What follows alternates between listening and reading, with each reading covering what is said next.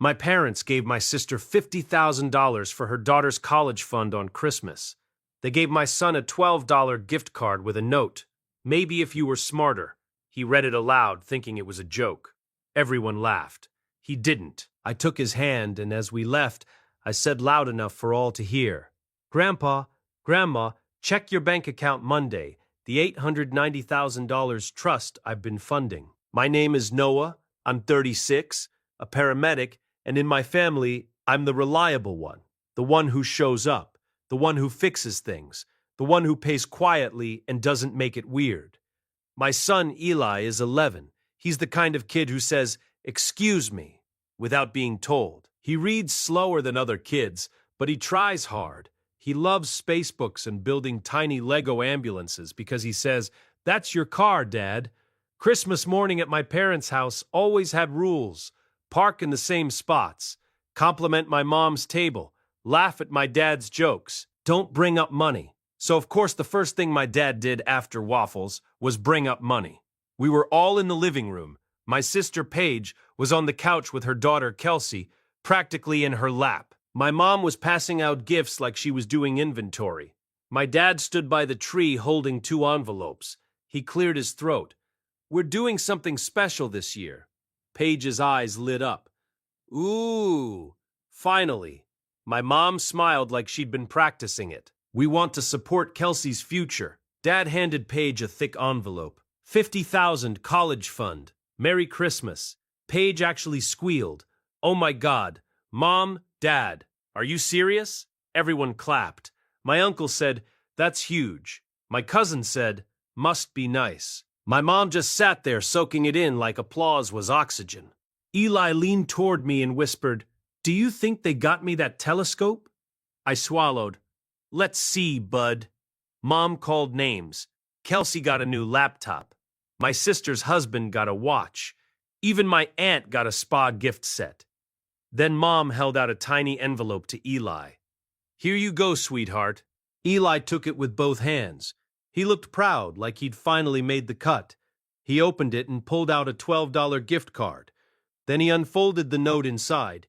He squinted at the handwriting, and because he thought it was a joke, he read it out loud. "Maybe if you were smarter." For half a second, nobody reacted. Then my sister laughed. A sharp, surprised laugh. My dad chuckled like it was clever. My mom did that little giggle she does when she wants to act innocent. Eli didn't laugh. He looked around the room like he was waiting for the punchline to land. It didn't. His face went stiff. His ears turned red. My hands went cold. I could feel my throat tighten like I'd swallowed a stone. Paige said, still laughing, "Oh, come on. It's just motivating." My dad shrugged. "Kid needs thicker skin." Eli's voice came out small. Did I do something wrong? I didn't answer them. I reached for his hand and he grabbed mine like he was trying not to fall apart. I stood up. My mom blinked at me. "Noah, sit down. Don't start." I didn't raise my voice. I didn't curse. I just looked at my dad and said loud enough for everyone to hear, "Grandpa, Grandma, check your bank account Monday. The $890,000 trust I've been funding." The room went silent so fast you could hear the fridge hum. Eli squeezed my hand harder, and we walked out. Not because I wanted a dramatic exit, because my kid deserved air. On the drive home, Eli stared out the window like he was trying to disappear into the glass. I kept thinking I should have seen this coming, because it wasn't new. It was just finally loud. I'm a paramedic in a mid-sized city. Good benefits, steady pay, and a schedule that eats your life if you let it. I also pick up overtime because I've been doing 2 jobs for years. My real one and being my family's safety net. Paige is the opposite. She's always been the sparkly one. The one my parents brag about. She married into money, then somehow still needed help. My parents helped her with a down payment, helped her with daycare, helped her with a rough patch that somehow lasted 3 years. And me? I was the one they called when the roof leaked, when Dad's truck needed new tires, when Mom's prescriptions got expensive, when Paige needed just a little bridge until next month. It started small. 200 here, 500 there. Then it became normal. My dad would call and say, "We don't want to bother you, but..." And my mom would text, "It's just temporary, sweetheart." Temporary turned into a system. 3 years ago, my parents sat me down at their kitchen table like it was an intervention. Dad said, "We need to protect the family assets." Mom said, "It's for the grandkids." Paige nodded like she was on a board meeting. They wanted a family trust. It sounded official, responsible, like something grown-ups do. Dad slid papers across the table. "You're good with paperwork. You'll handle the funding schedule." I remember looking at the numbers and thinking, this is insane. But they had already decided. The trust was supposed to be for everyone, for emergencies, education, and keeping the family home in the family. What they didn't say out loud was the real part. My parents didn't have the cash flow to fund it the way they wanted. Paige definitely didn't. So it quietly became me. Auto transfers, monthly, then quarterly top-ups when Dad decided the market was a good opportunity. I did it because I believed the story. I also did it because I wanted Eli to feel like he belonged. His mom and I split when he was little. I've had him full-time the past 4 years. He's my whole house, my whole calendar, my whole heart. And my parents treated Eli like he was inconvenient, not hated, not openly, just always slightly less. Little things. They bought Kelsey full-size bikes and got Eli a coupon book they printed at home. They put Kelsey's school pictures on the fridge and put Eli's drawing somewhere safe, and it vanished. They called Kelsey gifted and called Eli sweet in his own way. I'd bring it up gently. "Hey, can you not say that?" Mom would sigh. "Noah, you're sensitive." Dad would shrug. "He's a boy. He'll be fine." Paige would smile and say, "Stop making everything about you." And I kept swallowing it, because I told myself, it's family. Because I told myself, it'll get better. Because I told myself, at least Eli has grandparents. But Christmas showed me the truth. They didn't want Eli as a person. They wanted him as background. The kid who sits politely while they celebrate Paige's kid like she's royalty. The gift card wasn't about $12. The note wasn't about motivation. It was about power. And the laughter, that was the part that made something in me go very still. When we got home, Eli went straight to his room. Not slamming doors, not crying loud, just quiet. I stood in the hallway and listened to him open his Lego box, the one thing he does when he's trying not to feel. I thought, they're going to pretend this was a joke. I thought, they're going to tell me I'm dramatic. I thought, they're going to expect my money to keep showing up anyway. And that's when I realized the real problem wasn't Christmas. The problem was that I had been funding a family that didn't include my son. Sunday night, my phone started buzzing. "Mom, you embarrassed your father. Dad, call me now. Paige, you ruined Christmas." Over a note? I didn't answer. Eli came out of his room in pajama pants, holding the gift card and the note like they were evidence. He said, "Dad, did Grandpa write this?" My chest hurt. "Yeah, bud." He stared at it. Why would he say that? I wanted to lie. I wanted to say he didn't mean it, but I couldn't, so I said the only true thing, because Grandpa thinks being harsh makes people better. But he's wrong. Eli's eyes filled up, and he did that thing kids do where they try to blink it back and pretend they're fine. He whispered, "I am trying." "I know," I said. "I see you trying every day." He nodded, then asked, "Are we still going there for New Year's?" I paused. That pause told him more than any speech could. He looked down. "Okay." After he went back to bed, I sat at the kitchen table with my laptop open and my coffee going cold. I logged into the trust portal. I stared at the balance like it was a stranger. $890,000. That number didn't appear overnight. That number was overtime shifts, missed weekends, saying no to vacations, driving my old car longer than I should have, taking call on holidays, working double shifts after a bad call, because I needed the time and a half. I could hear my dad's voice in my head. "It's for the family." And then I heard Eli's voice. Why would he say that?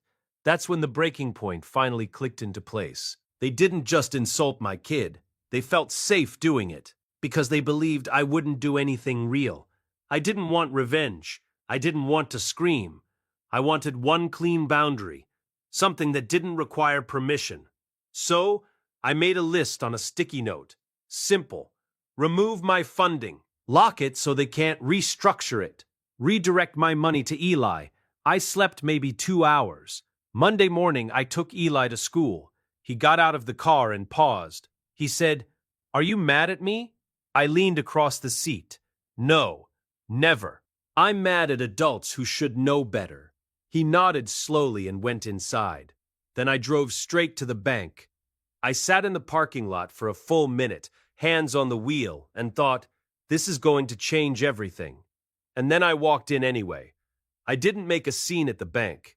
I didn't tell my life story to the teller.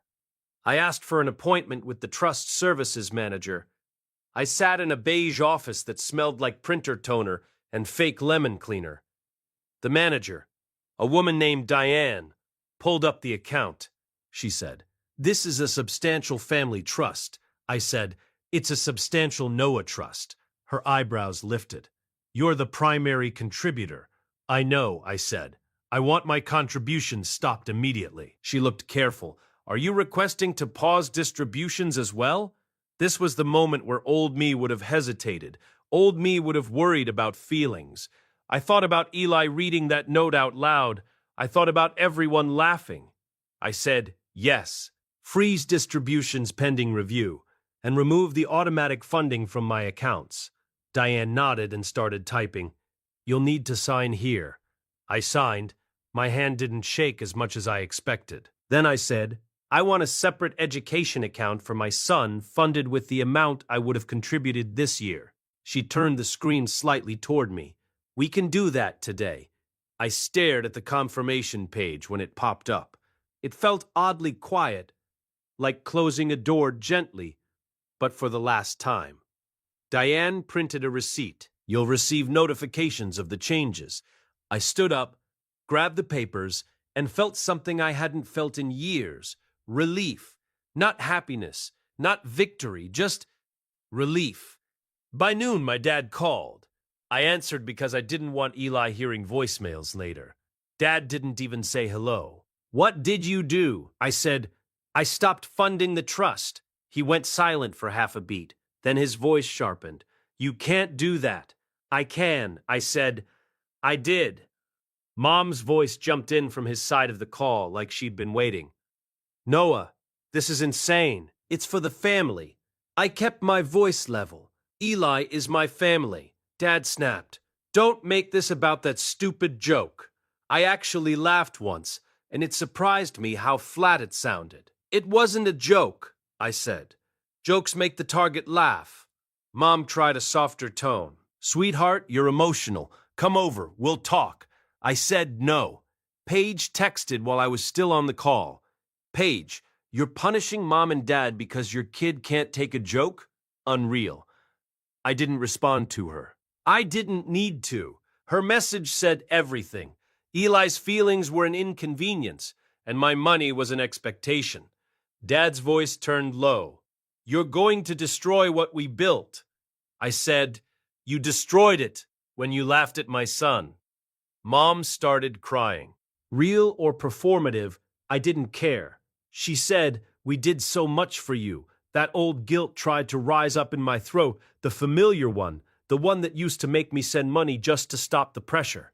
But then I pictured Eli's face, red ears, stiff mouth, trying not to cry in a room full of adults, and the guilt went quiet. I said, "You did not do so much for me. You did so much for Paige. I just paid the bill." Then Dad said the line I'll never forget. "So what, you're cutting us off now?" I replied calm. "I'm not your backup bank." He exploded. "After everything?" I interrupted him, still calm. "Eli will never read something like that from family again. If you want a relationship, start with an apology to him. Not to me. To him." Paige must have grabbed the phone because suddenly she was yelling, "You're being dramatic. You think you're some hero paramedic. I hung up. Within an hour, I had 18 missed calls of voicemail from my uncle saying, "Call me before your father turns this into a crusade." A text from my mom, "You're breaking your father's heart."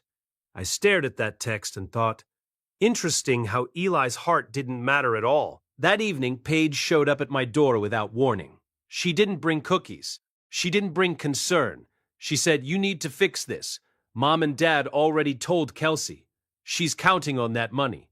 I said, "And Eli was counting on basic kindness." Paige rolled her eyes. "He's sensitive. That's not our fault." I opened the door wider so she could see my living room. Eli was at the table doing homework, tongue stuck out a little because he concentrates like that. He looked up when he heard voices and went still. Paige saw him and didn't soften, not even a little. That was my final confirmation. I said, "Leave," she scoffed. "You're really going to choose this hill?" I nodded. "Yes." She took one step back, angry now. "You're going to regret this." I said, "No, I regret waiting this long." I closed the door. I locked it. Then I slid down against it for a second, not crying, just breathing. Eli's voice came from the table. "Was that Aunt Paige?" "Yeah," I said. He stared at his math sheet. "Am I a problem?" I crossed the room in 2 steps and crouched beside him. "No," I said.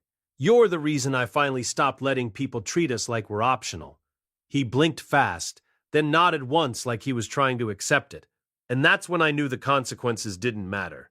Because the cost of doing nothing was my kid learning he deserved less. The next 2 weeks were loud. My parents sent messages that weren't apologies. They were negotiations. "Mom, we'll rewrite the note." "Dad, you took it wrong." "Paige, Kelsey is devastated." "Thanks."